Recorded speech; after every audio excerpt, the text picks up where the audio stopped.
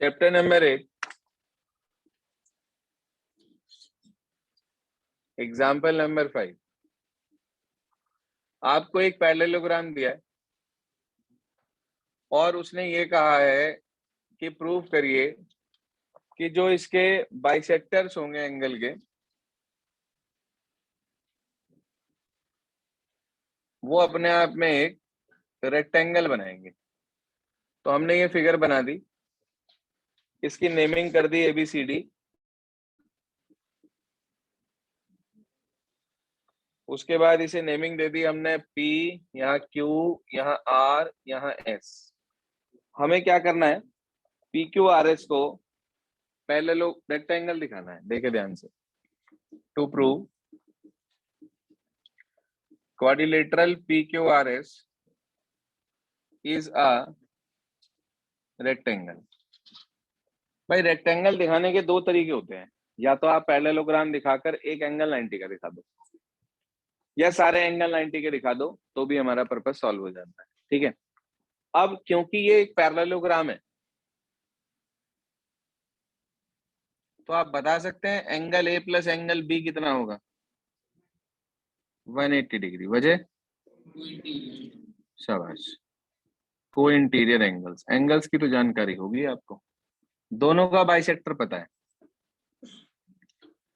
Divide above equation by 2 से divide कर देंगे हम।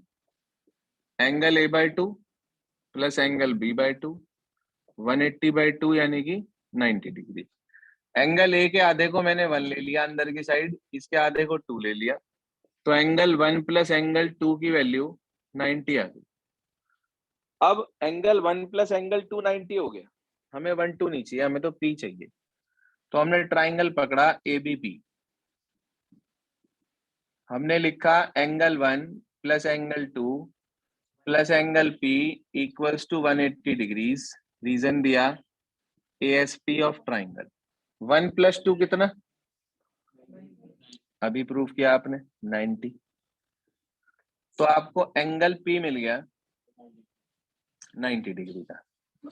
जैसे एंगल P निकला है, बिल्कुल उसी पोजीशन पे आ रहे है, उसी पोजीशन पे आ रहे।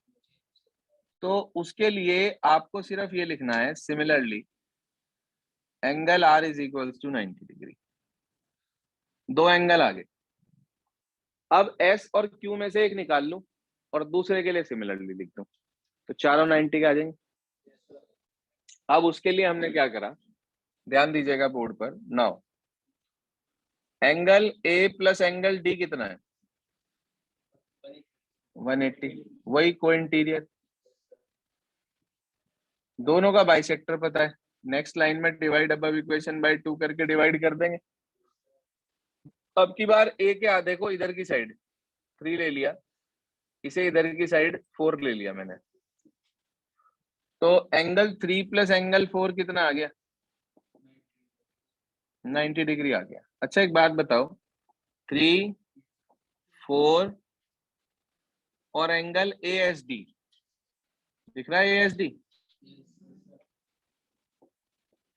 तीनों का सम, फिर वही angle sum property of triangle. 3 plus 4 90 है, यहाँ पुट कर दिया, इसे उधर भेज दिया, तो एंगल ASD 90 डिग्री का आ गया।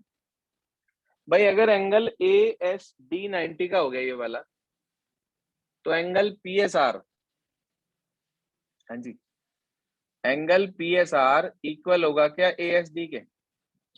वजह बताओ। वर्टिकली अपोजिट एंगल, पक्का? तो it implies angle PSR 90 degree का हो गया। जैसे PSR 90 दिखाया, सिमिलरली एंगल PQR कितने का हो जाएगा? ये भी उसी पोजीशन पे है। आप कहेंगे since all angles are of 90 degrees it implies quadrilateral PQRS is a rectangle. PQRS मेरे बच्चे रेक्टेंगल हो जाएगा। बड़ा ही अच्छा और बहुत ही आसान सा क्वेश्चन है, लिख लें अपने पास। It implies quadrilateral PQRS is a rectangle. ये आपके पास हो गया क्वेश्चन नंबर एग्जाम्पल नंबर 5। के बाद आगे चलते हैं, फिर नोट कर लें। And after this draw figure of example number 6।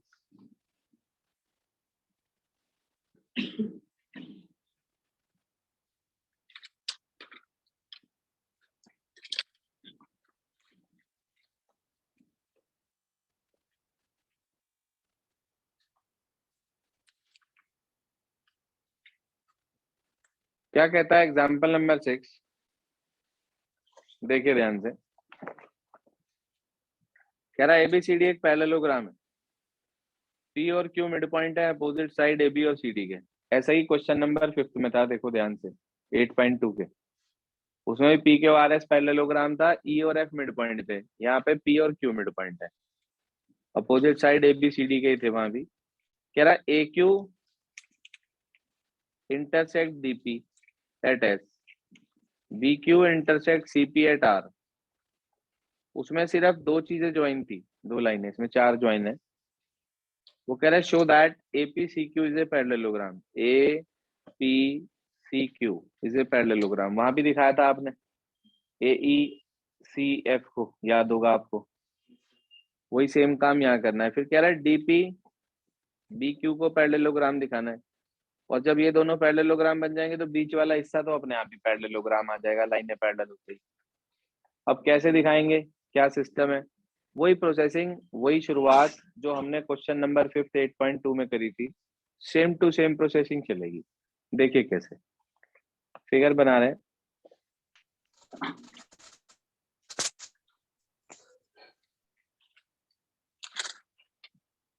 Example number 6।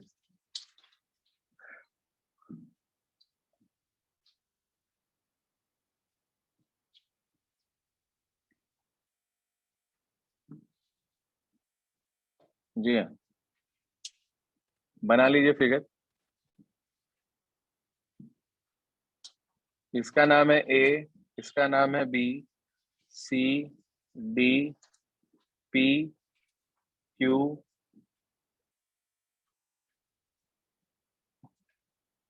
और ये यहाँ ज्वाइन है। ये इसे इंटरसेक्ट कर रहा है एस पर, और ये इसे इंटरसेक्ट कर रहा है आर पर। यही कहा ना उसने, ये कहा आपसे एक बार एपीसीक्यू को पैरेललोग्राम दिखाना है, इस फिगर को, एक बार इस फिगर को पैरेललोग्राम दिखाना है, और उसके बाद इस अंदर वाले पीएसक्यूआर को पैरेललोग्राम दिखाना है। तो सर अगर हम इन दो को पैरेललोग्राम दिखा देते हैं तो बाकी तो आराम से हो जाएगा। तो मैंने क्या करा, आपके सामने लिखा in parallelogram ABCD, AB equal to CD and AB parallel to CD। दोनों का मिड पॉइंट पता है, और AB by 2, CD by 2 and AB parallel CD। मैंने आपको तब भी बताया था कि पैरेलल वाले में हाफ करने की जरूरत नहीं है, यहाँ लिख देना opposite sides of parallelogram are equal and parallel. AB के आधे को ले लिया AP, उसके आधे को ले लिया CQ and AP parallel CQ। आप कहेंगे since in quadrilateral APCQ one pair of opposite sides equal and parallel,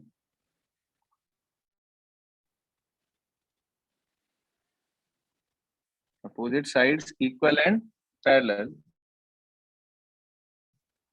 so quadrilateral APCQ is a parallelogram. देखना जरा पहला पार्ट प्रूव हो गया क्या? अच्छा एक छोटी सी बात समझो, अगर ये APCQ पैरेललोग्राम बन गया तो क्या AQ PC के पैरेलल होगी? It implies AQ parallel PC। ये हमने निकाल के रख ली। रीजन देना चाहो दे सकते हैं, opposite sides of parallelogram are parallel, क्योंकि हमने पैरेलल लिया है, that's why only we write parallel, no need to write equal. ऐसे ही अब की बार अगेन फिर से हमने लिया इन पैरेललोग्राम ABCD, आप वही कहेंगे AB equal CD and AB parallel CD। Next line में से डिवाइड बाय 2 कर देंगे जैसे अभी बताया था। अब की बार AB के हाफ को AP नहीं लेंगे, क्या लेंगे? हाँ जी, BP, और उधर DQ। तो BP equal DQ and BP parallel DQ। तो आप कहेंगे सो इन क्वाड्रिलेटरल PBQD, ये नाम दे रखा है ना बुक में, है जी, BPDQ, जो नाम दे रखा है बुक में वही लिखना। So in quadrilateral DPBQ we have one pair of opposite sides equal and parallel। तो हम कह देंगे it implies quadrilateral DPBQ is a parallelogram. ये भी पैरेललोग्राम हो गया, सेम काम 2 बार करा हमने। ये भी क्या बन गया जी? पैरेललोग्राम। ये दोनों पैरेललोग्राम बन गया। अच्छा, अगर ये पैरेललोग्राम बन गया तो DPBQ के पैरेललोग्राम होते हैं, DP और BQ पैरेलल हो जाएगी। It implies DP parallel BQ। इसे क्या कहा? सेकंड। जरा ध्यान से बोर्ड पे देखें इसके बाद सभी।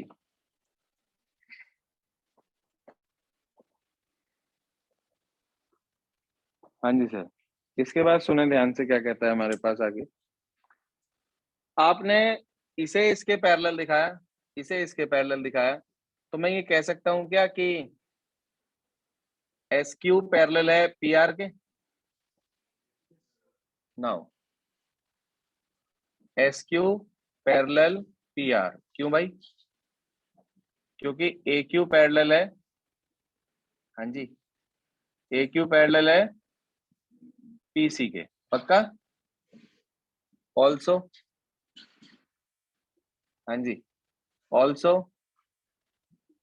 PS पैरेलल है RQ के, क्यों भाई? क्योंकि DP पैरेलल है BQ के।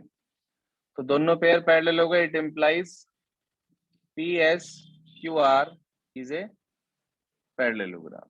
ये भी क्या बन गया? पैरेललोग्राम। बहुत ही अच्छा एग्जाम्पल है, नोट कर लें अपने पास।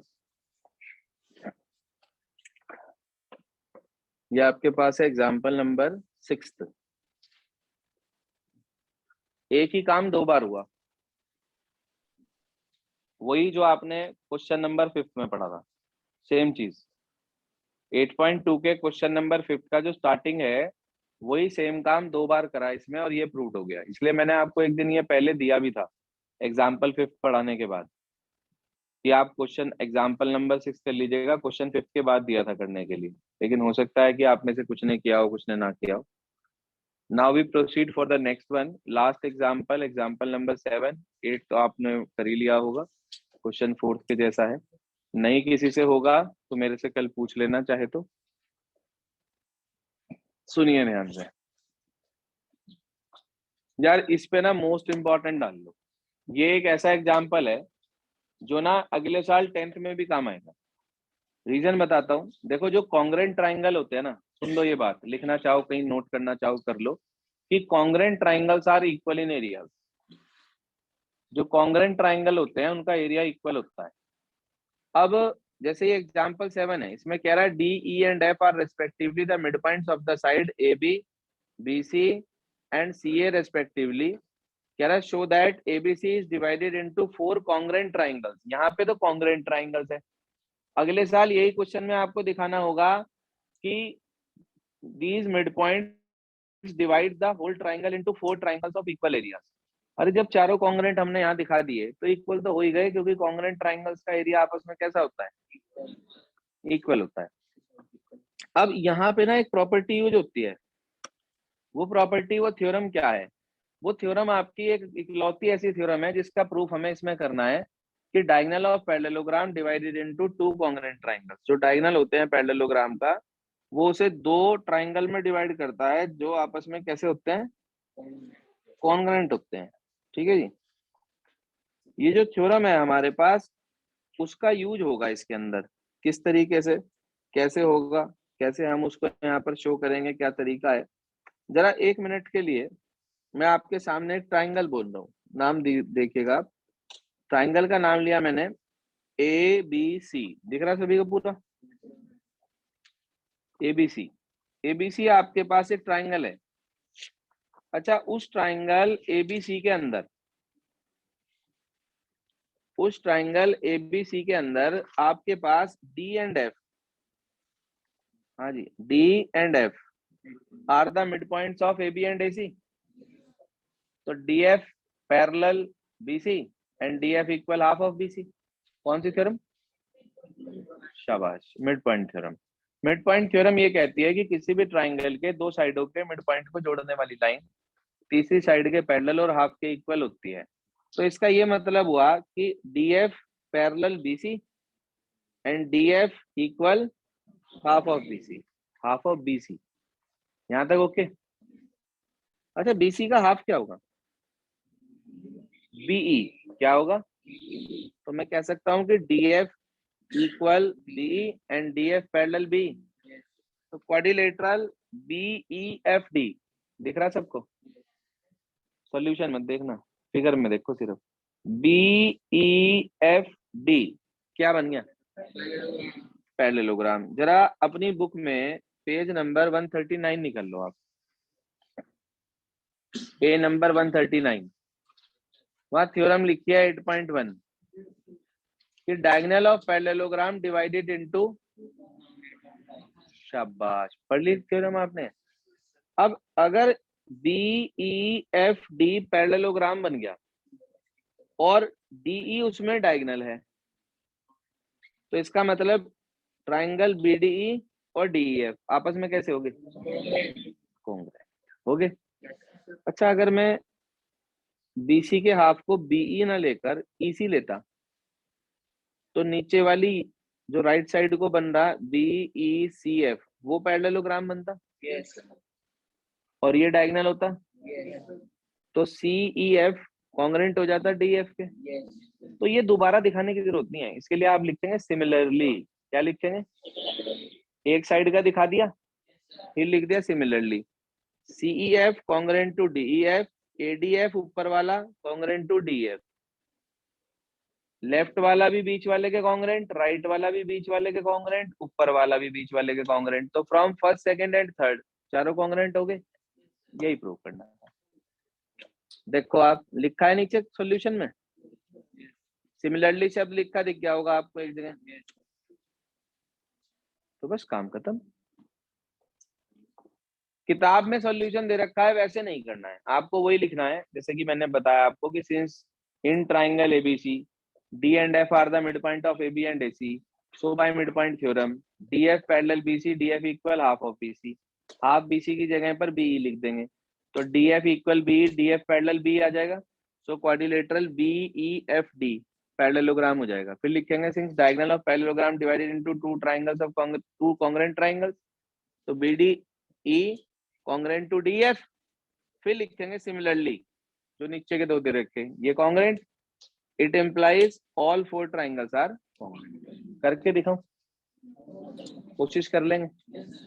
कल हम आपको इसकी सारी थ्योरम्स पढ़ा देंगे। इसके अंदर हमारे पास जो कुल मिला के हैं 10 थ्योरम है। ठीक है जी, 10 में से मिड पॉइंट और converse of mid point, converse का शायद प्रूफ नहीं कराया था मैंने आपको, कोई इशू नहीं है।